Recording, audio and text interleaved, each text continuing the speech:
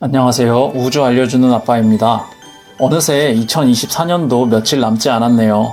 올 한 해 다들 잘 보내셨나요? 다가올 2025년에는 어떤 놀라운 우주 미션들이 우리를 기다리고 있을까요? 인류 역사의 한 획을 그을 2025년 우주 미션들, 그 중에서도 제가 5가지를 선정해봤어요.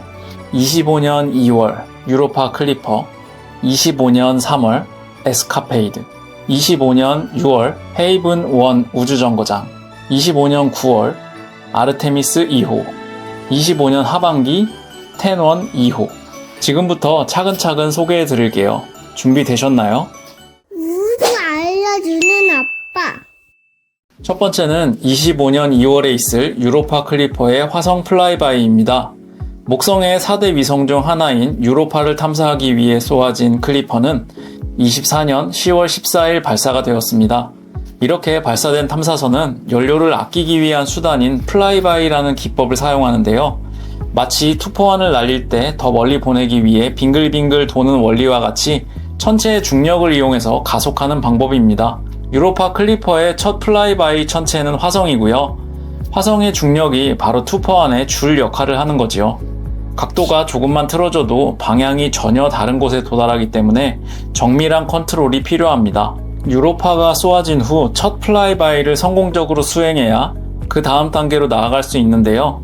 이번 25년 화성 플라이바이를 한 후에 26년에는 지구로 다시 접근하여 지구 중력을 이용해 한 번 더 플라이바이로 가속하여 2030년 목성의 위성 유로파에 도달할 계획입니다. 유로파는 표면에 두꺼운 얼음층이 존재하고 물을 내뿜는 사실도 최근 밝혀져 천문학적으로 매우 연구 가치가 있는 천체인데요.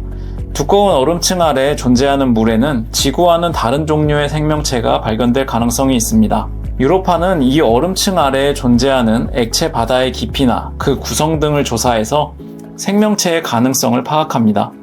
2030년에는 우리 지구 외에 또 다른 생명체가 확인될 수도 있을 것 같습니다. 그 역사적인 순간이 기대가 되는데요. 그 첫 시작인 2025년 화성의 플라이바이를 주목해봐야 할 것 같습니다. 그때가 되면 제가 또 소식을 전달해 드릴게요. 두 번째 우주 미션으로는 25년 3월에 발사될 에스카페이드라는 이름의 화성 탐사선입니다.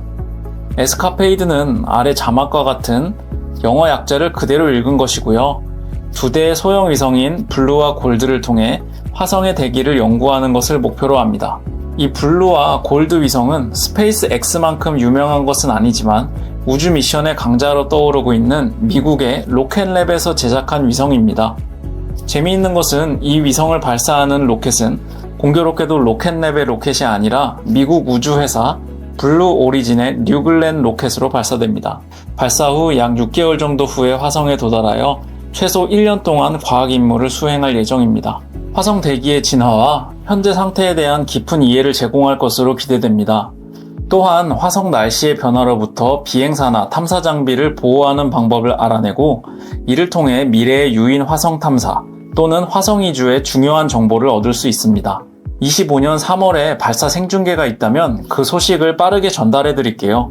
좋아요와 구독 눌러주시면 놓치지 않고 에스카페이드의 소식을 들으실 수 있을 거예요. 세 번째는 25년 6월에 발사될 우주 스타트업 베스트의 세계 최초의 상업용 우주정거장인 헤이븐 1입니다. 지금까지 우주정거장 하면 ISS라는 국제우주정거장이 유일했는데요. 이제 헤이븐 1이 발사된다면 지구 궤도에 존재하는 두 번째 우주정거장이 될 것입니다. 스페이스 X의 펠컨 로켓에 실려 발사될 예정이고요. 여러 우주정거장이 과거에 있었지만 이렇게 상업용으로 우주정거장이 생기는 것은 인류 역사상 처음인데요. 정말 호텔 같지는 않겠지만 아마도 편리성과 실용성에 중점을 두고 설계되었다는 것을 이렇게 표현한 것 같아요. 2026년부터 첫 유료 고객을 받는다고 합니다. 이제 돈을 내고 떠나는 우주여행이 부쩍 우리 앞으로 다가온 느낌이네요. 세계 최초 우주 호텔의 첫 번째 고객이 누가 될지 궁금해지는데요. 해외여행을 가는 것처럼 우주여행의 가능성을 크게 확장할 것으로 기대되는 헤이븐 1의 성공적인 발사가 기대됩니다. 네 번째는 1972년 아폴로 17호 이후 53년 만에 사람을 달에 보내는 프로젝트인 아르테미스 2호가 그 주인공입니다. 2025년 9월 발사 예정입니다. 아르테미스 1호는 사람이 타지 않은 무인 우주선으로 달에 이미 시범적으로 다녀왔고요. 이번 2호가 실제로 우주 비행사를 태워 달에 보내는 유인 미션입니다. 오리온이라고 불리는 우주선을 이용해 달에 근접 비행하게 되는데요. 닐 암스트롱처럼 달 표면을 밟지는 않지만 직접 아주 가까이에서 달을 볼 수 있는 정말 가슴 벅찬 순간을 4명의 우주 비행사가 경험하게 될 것입니다. 달 궤도에서 10일간 머물다 다시 지구로 귀환할 예정이고요. 임무는 오리온 우주선의 기동을 시험해보는 것으로, 이 오리온 우주선은 현재는 퇴역한 우주 왕복선을 대체할 것이며 화성까지 탐사할 수 있는 능력을 갖추고 있습니다. 이 미션이 향후에는 인류를 화성까지 보내줄 수 있는 차세대 우주 왕복선의 첫 시작이 될 것 같습니다. 아르테미스 2호의 달 탐사 미션이 과연 성공할 수 있을지 한번 흥미롭게 지켜보겠습니다.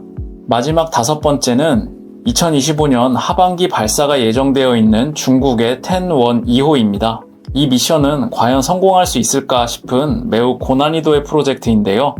텐원 2호는 지구에서 발사되어 우리 지구와 같이 태양을 돌고 있는 준위성, 지구에서 약 3천만 킬로미터 떨어진 카모오 알레와라는 천체에 접근하여 그 샘플을 채취합니다. 카모오 알레와는 태양의 중력에 묶여 지구 달과 같이 태양을 공전합니다. 그렇게 카모오 알레와의 샘플을 채취한 후에 다시 지구로 돌아옵니다. 여기까지 약 2.5년 정도 걸립니다. 지구로 와서 착륙은 하지 않고 궤도에서 근접 비행하며 샘플 캡슐을 지구로 떨어뜨리게 됩니다. 이런 소행성의 샘플은 태양계의 기원과 그 진화를 이해하는 데 매우 중요한 데이터를 제공하거든요. 특히 카모오 알레와는 달에서 분리된 천체일 가능성이 제기되고 있습니다.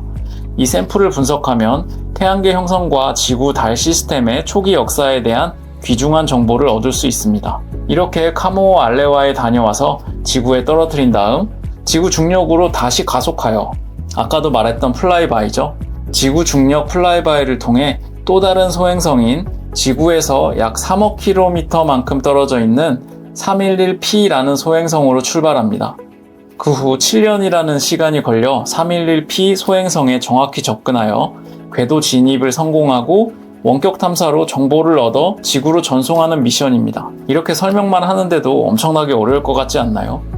지구, 카모오 알레와, 311P 소행성이 가만히 있는 것도 아니고 우주 공간에서 계속 공전하며 움직이는데요. 개인적으로 정말 성공할 수 있을까 의문이 들지만 중국은 이미 여러 우주 탐사를 시도해 성공시킨 매우 높은 기술력을 가지고 있어 이번에도 세계를 놀라게 할 가능성이 클 것 같아요. 한번 관심을 가지고 지켜보겠습니다.